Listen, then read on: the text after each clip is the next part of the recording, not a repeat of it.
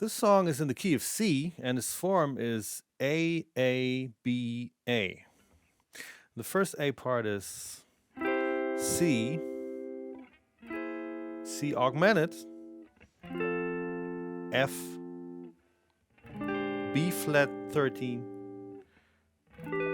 E minor 7, A7 sharp 9, D minor 7, and G9. So in other words, we have the 1 followed by the augmented 1, raising the G to G sharp in this.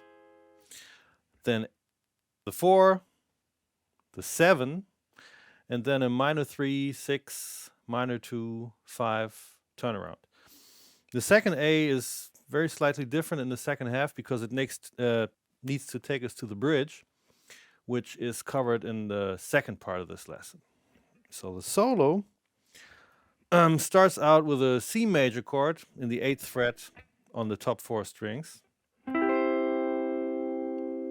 I then, at the 9th on the high E string, and move to a C augmented chord, which has a G sharp instead of a G on the B string. It also has a flat 7, B flat in it, so it's actually a C augmented 7th chord. So once again, I play the 9th on the high E string and move to an F major chord. Afterwards, I play a single note lick to take me to the next chord.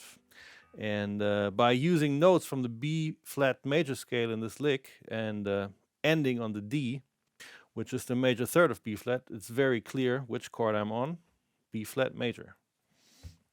Here it is. 1, 2, 3, 4.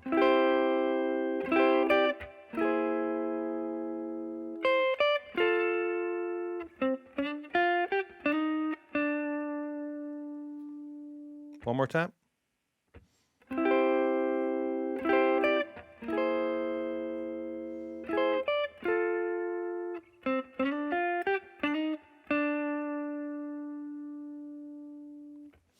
The next lick finds us back on the 1. So a single note run using the C major scale and a few passing notes works very well to emphasize the major character of this chord. I'm ending this lick on an E up here. And that, of course, the major third of C, but also the 5th of A, which happens to be the 6th chord I'm on after this lick. 1, 2, 1, 2, 3.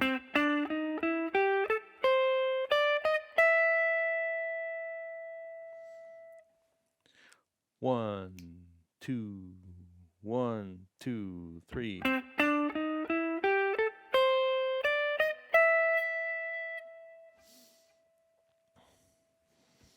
Now the last 2 licks of this verse are 2 short bluesy licks.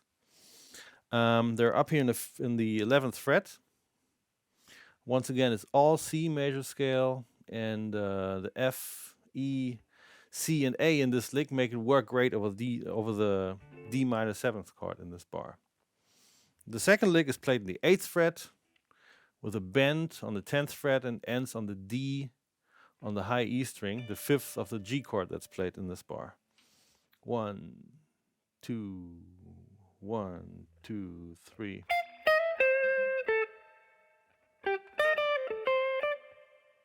One more time. 1, 2, 3.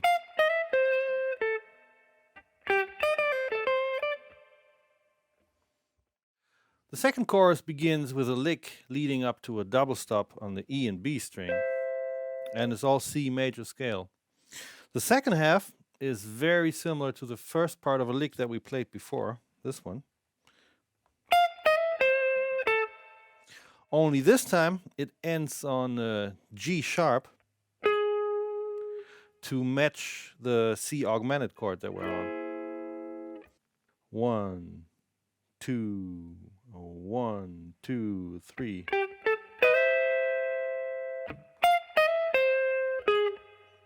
One more time. 1, 2, 3.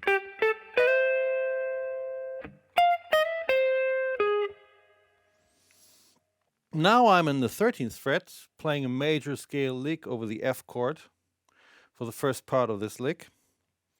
And the second half is more interesting and features a 16th note run based around this B flat 9th chord shape in the 13th fret.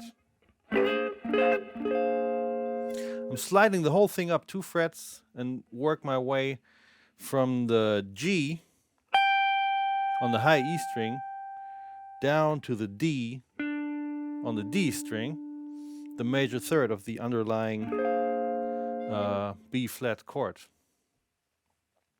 1, 2, 3, 4.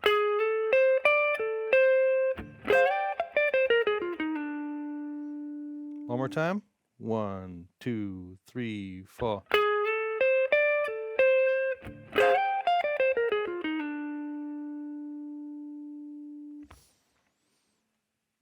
The next one is a C major scale lick to lead us to the 6th. And this time I'm playing a A7 sharp 9 chord on the 6th, like this. The whole lick sounds like this. 1, 2, 1, 2, 3. One more time. 1, 2, 3.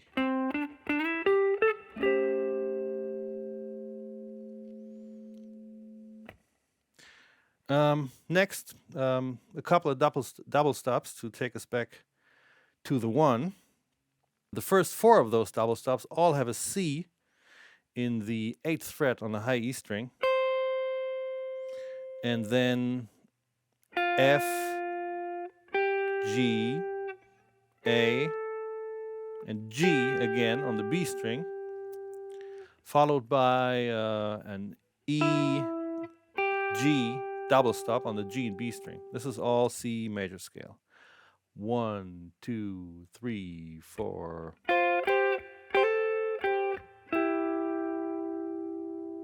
One more time. 1, 2, 3, 4.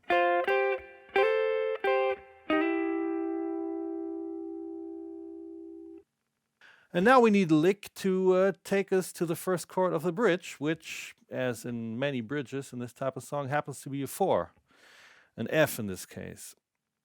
Now, using a C7 chord here already implies a change to the 4, but this particular lick helps to make this change even clearer.